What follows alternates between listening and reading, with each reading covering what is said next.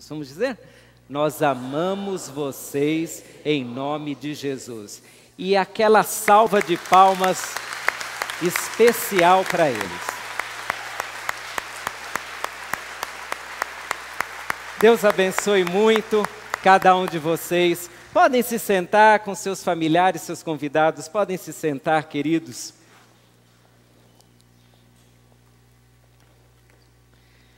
Esse é praticamente o penúltimo domingo do ano, e nós, desde o domingo passado, estamos pensando sobre propósitos para o novo ano.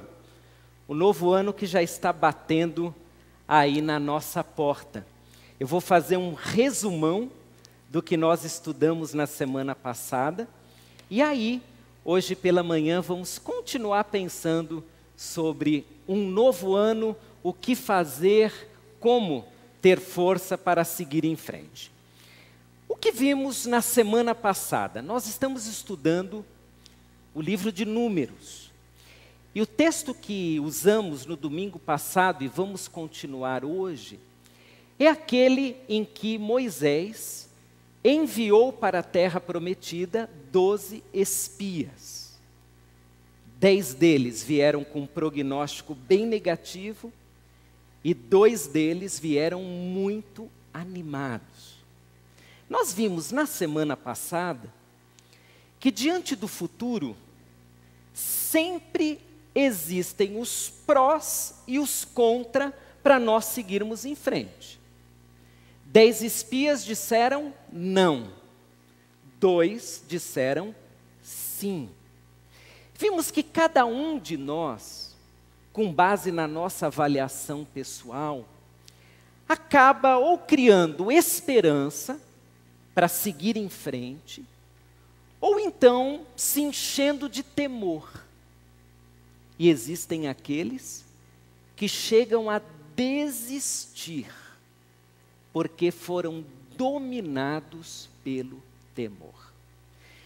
Vimos também que sempre teremos que decidir entre a visão de Deus e a nossa visão. Deus havia prometido uma terra boa e abençoada, mas 10 dos espias não concordaram que isso seria verdade.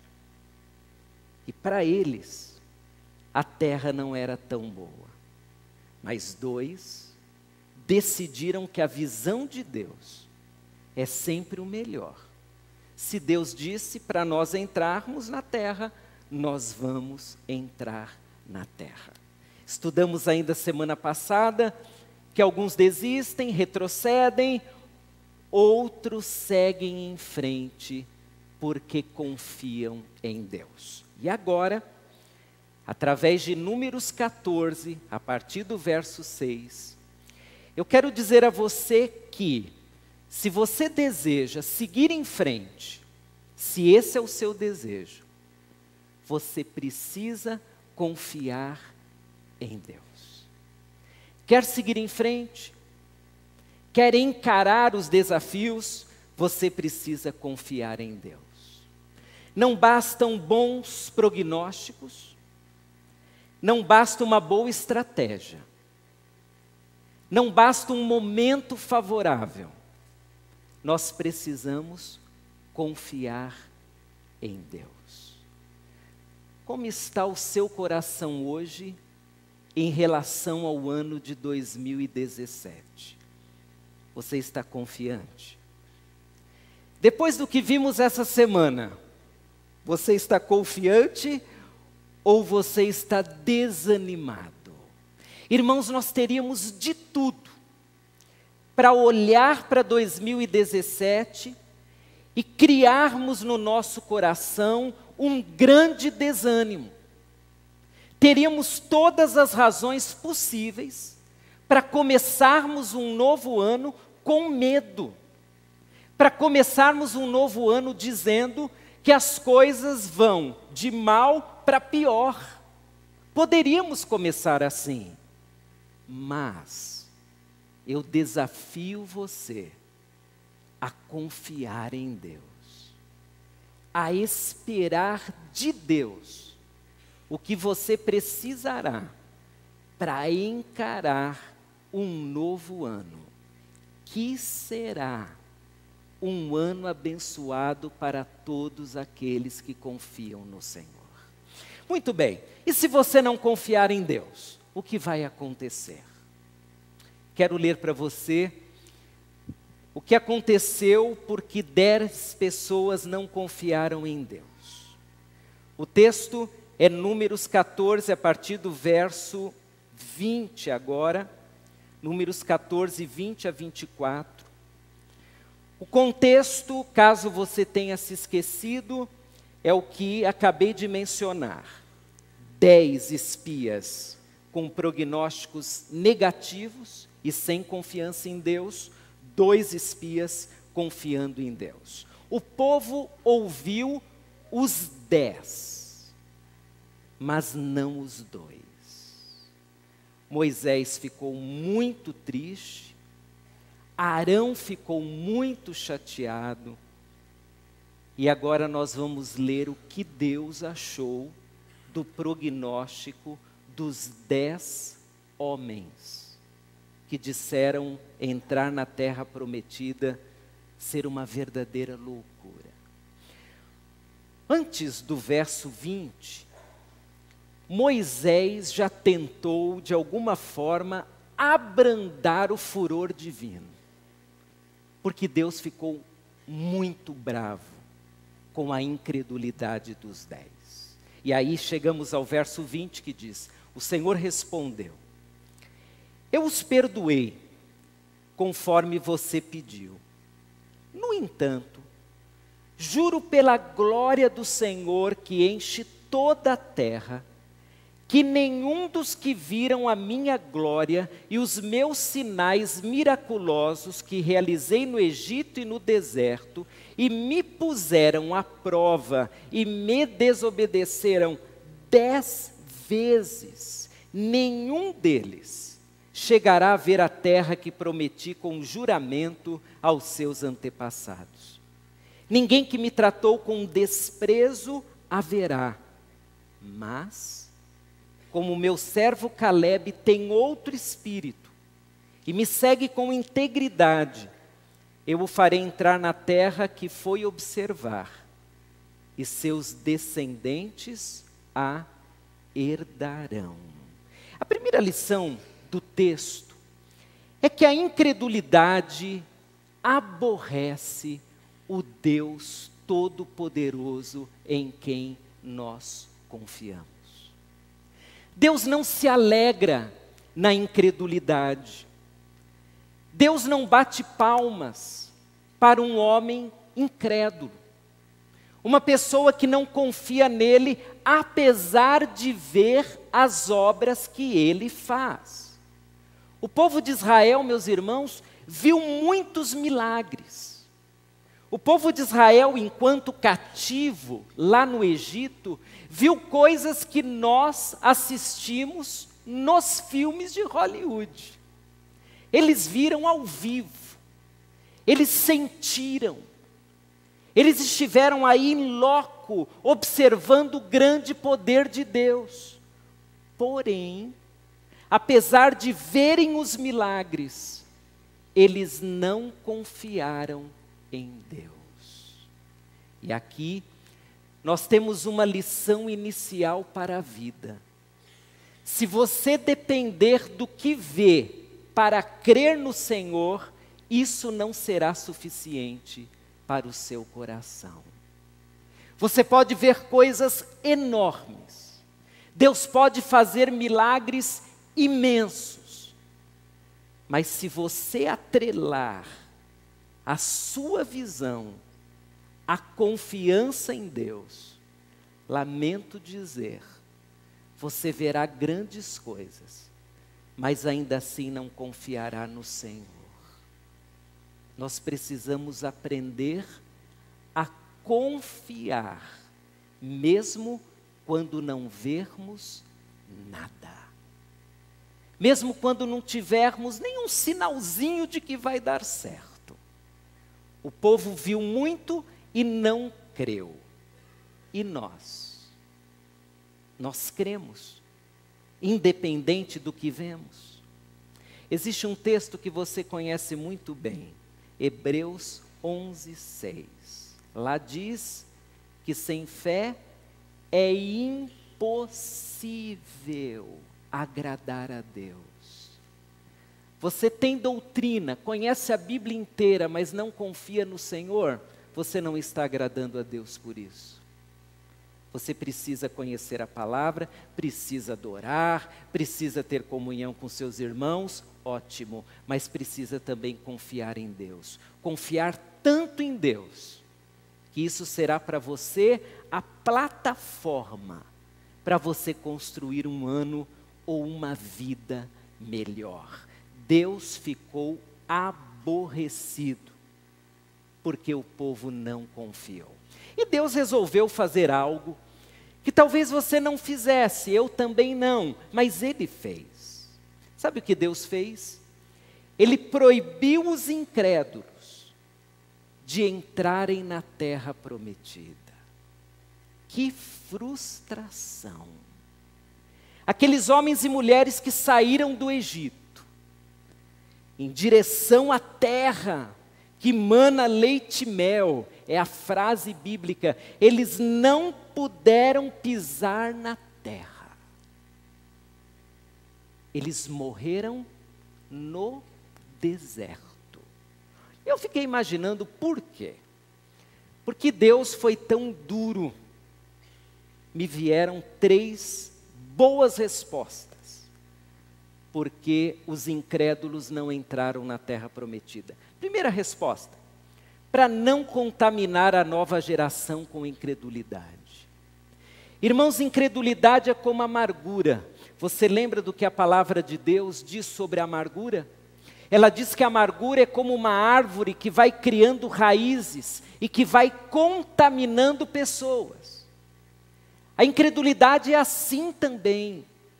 Um homem incrédulo contamina a esposa, contamina os filhos, contamina os colegas de trabalho. Se você vive ao lado de uma pessoa incrédula, cuidado, você vai ser contaminado.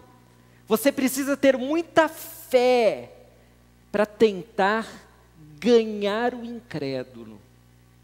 Porque, em geral, aquele que duvida de Deus, ele contamina todos os que estão por perto.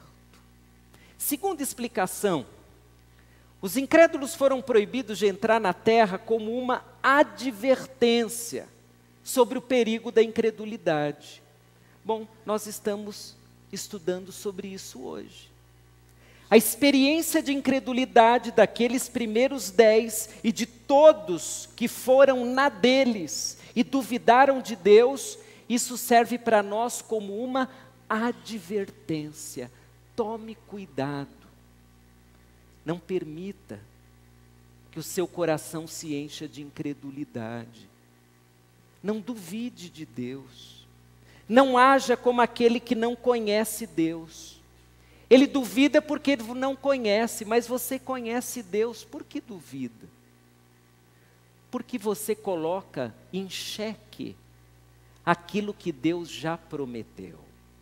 Terceira resposta possível. Os incrédulos foram proibidos de entrar na terra para a criação de uma nova geração que dependesse totalmente do Senhor. Você lembra quanto tempo o povo ficou no deserto, perambulando, peregrinando? 1 dia, 2, quanto tempo?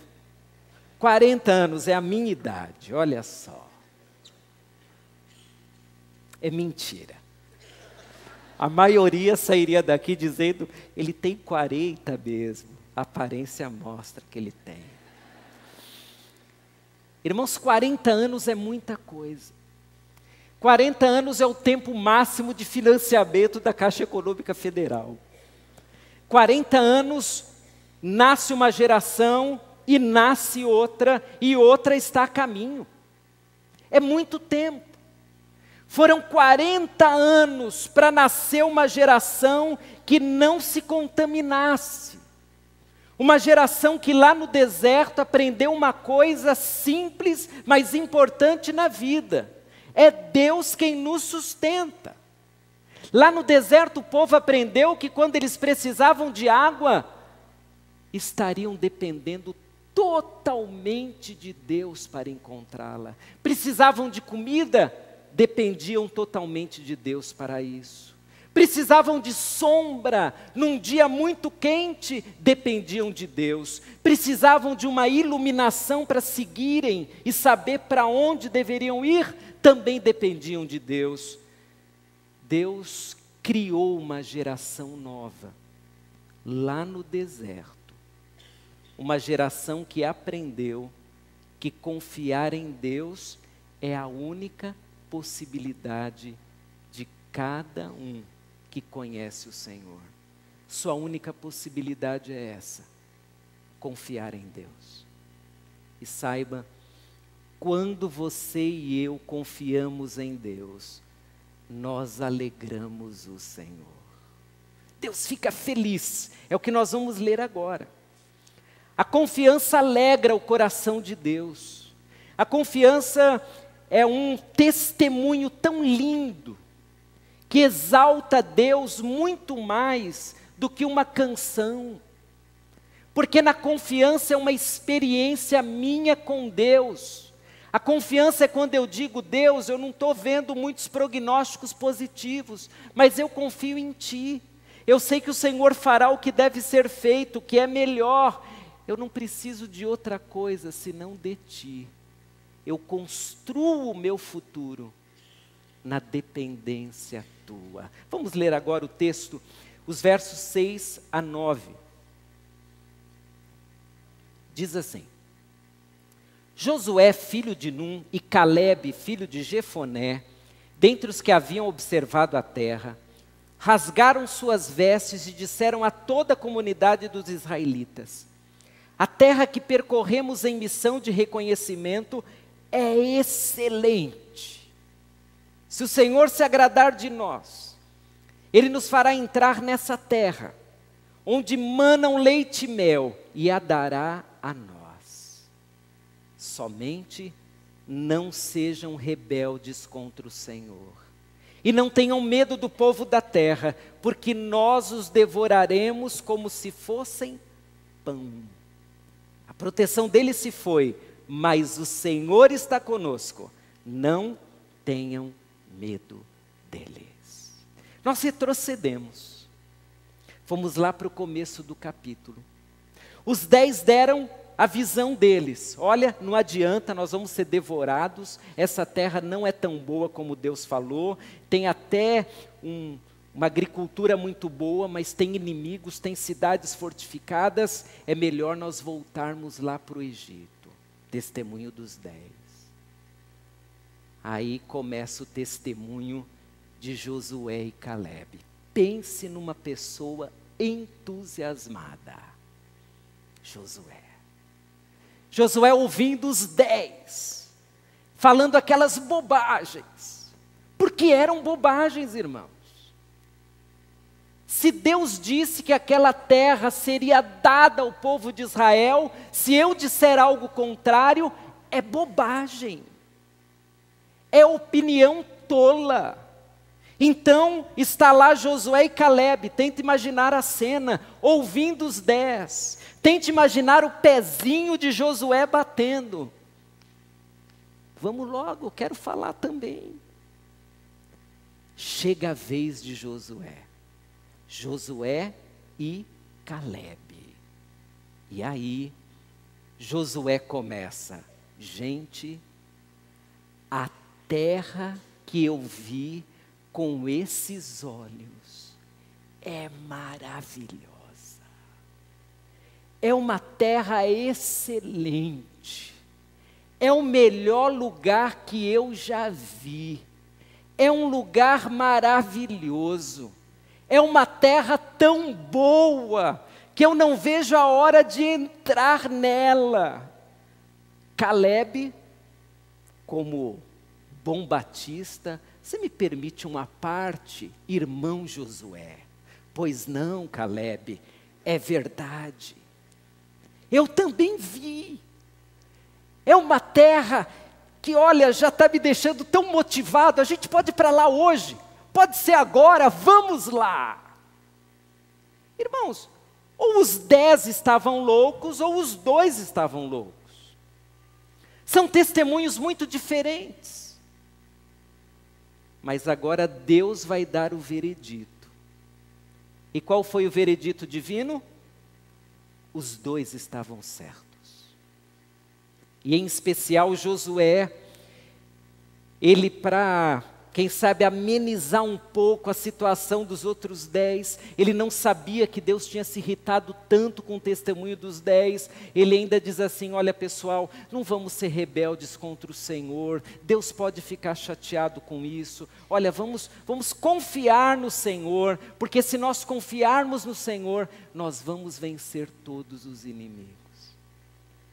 E aí Deus, Ele honrou Josué e Calebe, porque foram os únicos que confiaram no Senhor.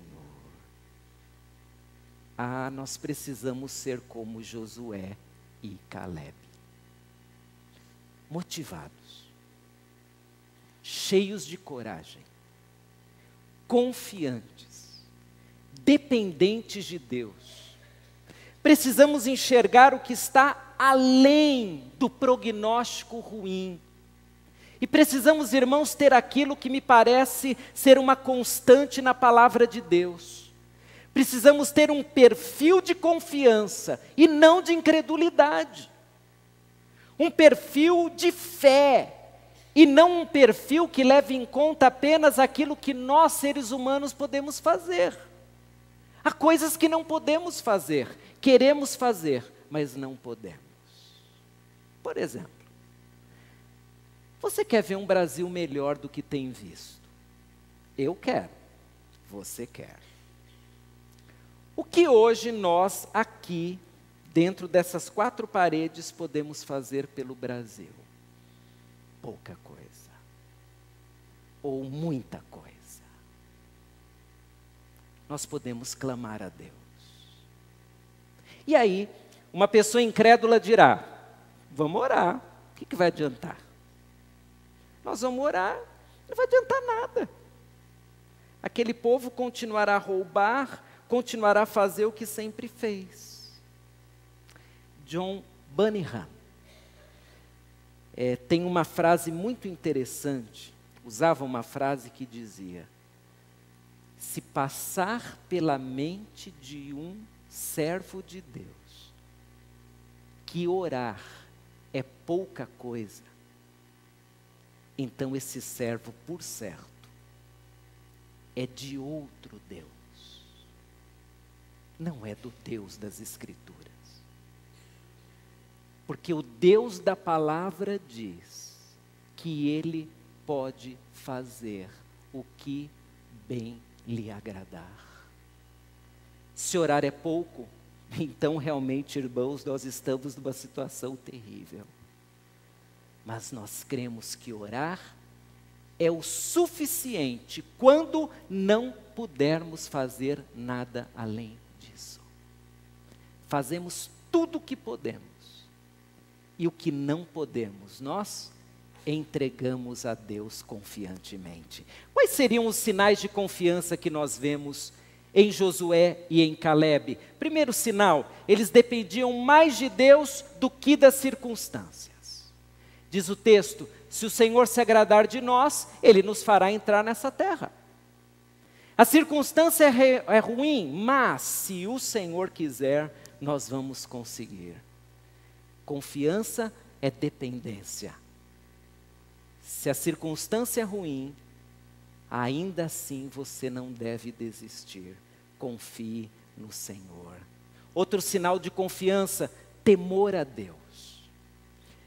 Olha o que Josué disse, somente não sejam rebeldes contra o Senhor. Temam ao Senhor. Irmãos, temor é mais do que respeito. É um respeito demasiado. É um respeito que vem junto de admiração e, ao mesmo tempo, um medo daqueles que, diante da grandeza de Deus, nos faz reconhecer o nosso lugar. Somos seres humanos finitos. Deus é poderoso. Deveríamos nos arrepiar diante da grandeza de Deus. Temor a Deus, respeito. Terceiro sinal, comunhão. Josué diz o quê? O Senhor está conosco, é por isso que eu estou confiando. Eu não estou confiando no nosso exército. Eu não estou confiando num acordo político. Eu confio em Deus e Ele está conosco. E por último, coragem. Confiança é amiga da coragem. Confia em Deus e precisa fazer algo que vai contra os prognósticos. Mas Deus diz que você precisa fazer. Então tenha coragem. Faça. Obedeça. Deus espera que sejamos homens e mulheres que confiam nele.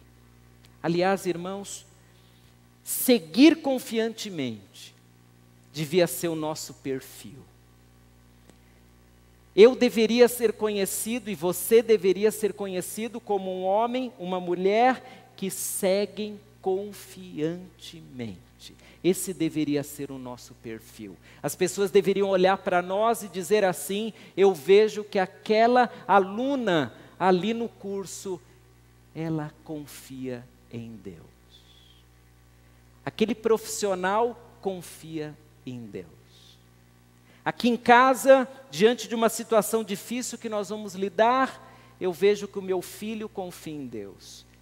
Ele vê que eu confio em Deus. Confiança deveria ser o nosso perfil, como foi o perfil de Caleb, a quem agora vamos destacar no verso 24. Mas, como meu servo Caleb tem um outro espírito, e me segue com integridade, eu farei entrar na terra que foi observar, e seus descendentes a herdarão. Primeiro o testemunho de Josué, agora o testemunho de Caleb. Caleb tem outro espírito, outro ruar, é a palavra hebraica. Palavra que tem uma série de significados, é o Espírito de Deus, é vento, é hálito, é coragem, é entusiasmo. Há algo diferente em Caleb. Caleb é um servo meu e é possível ver nele algo diferente. O espírito dele é diferente. Ele tem o meu espírito e ele tem uma atitude coerente com esse espírito. Qual é o nosso espírito em relação ao futuro? Tentando explicar o que seria esse espírito, Donald Wiseman, falando sobre Josué e Caleb, ele vai dizer que tanto Caleb como Josué, mas aqui a referência dele é a Josué, eles tinham a presença de Deus que lhes dava coragem. Olha o que ele escreveu. Destacou-se em Josué a presença do Espírito de Deus, dando-lhe a coragem própria daqueles que confiam no Senhor. Você tem o ruar, o Espírito de Deus. O que isso faz você ser diferente daqueles que não têm o Espírito do Senhor? Qual é a diferença? O que se percebe? Josué e Caleb tinham outro espírito. E nós? Nosso espírito é igual daqueles que não conhecem a Deus. Como é isso? Nós precisamos ter um outro espírito. Eu diria, num termo bem comum a nós, nós precisamos ter um diferencial. Nós precisamos ter um destaque. As pessoas nos veem e elas vão falar algo sobre nós. O que elas falarão? Imagine as pessoas falando: ele confia em Deus, eu vejo nisso. Ele não é só entusiasmado e não só é um positivista. Ele tem confiança. Enquanto todos levantaram a voz dizendo, já era, acabou, não tem jeito, ele tinha um espírito diferente. Ele disse, vamos confiar em Deus, vamos tentar de novo, vamos nos esforçar, Deus está conosco, não desistamos. É isso que nós vemos em Calebe, é isso que nós vemos em Josué. Irmãos, a confiança em Deus precisa ser um destaque para nós. Vamos começar um ano daqui a alguns dias. Prognósticos ruins. Se você pensar na economia, são ruins. Se você pensar na política, são ruins.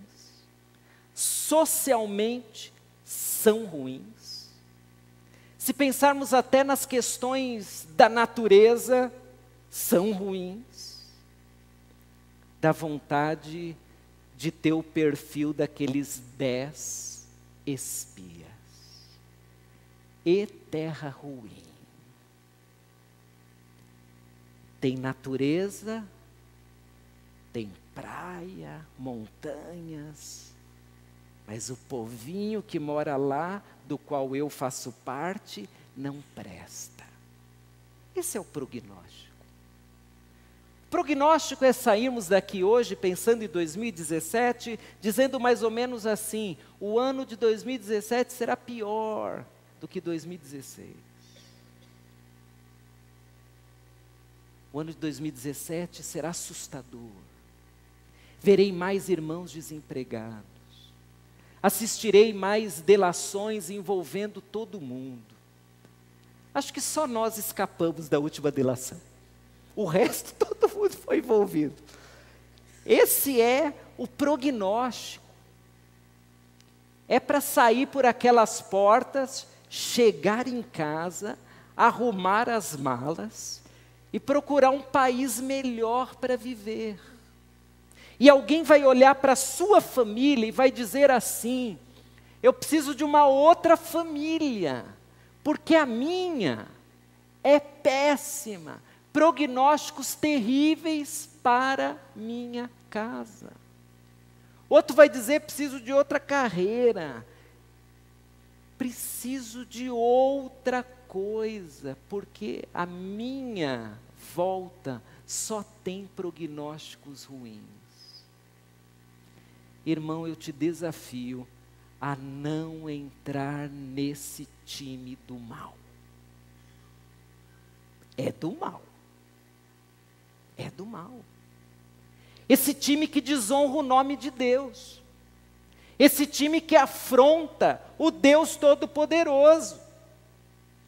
Entre no time de Josué, Calebe e de todos aqueles que confiam no Senhor. No time que ora.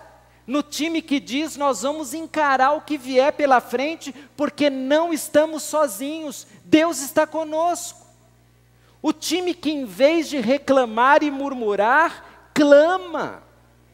O time que contagia vizinhos, amigos, familiares, com as boas novas daquele que veio ao mundo, para nos trazer esperança.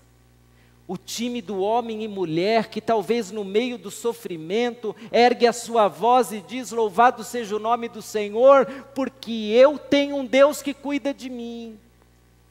E ainda que eu esteja no momento da grande aflição, eu sei que não serei destruído, porque a palavra de Deus promete. O amor de Jesus é garantia para cada um de nós sair por aquelas portas, como Josué e Calebe, confiantes no Senhor. Essa é a nossa grande expectativa para 2017. Estamos esperançosos, porque não estamos sozinhos, Deus está conosco. Hoje à noite termino essa mensagem e gostaria que você agora ficasse de pé. E nós vamos cantar um hino, Firme nas Promessas. Se você está balançando, seria bom você confiar em Deus e cantar.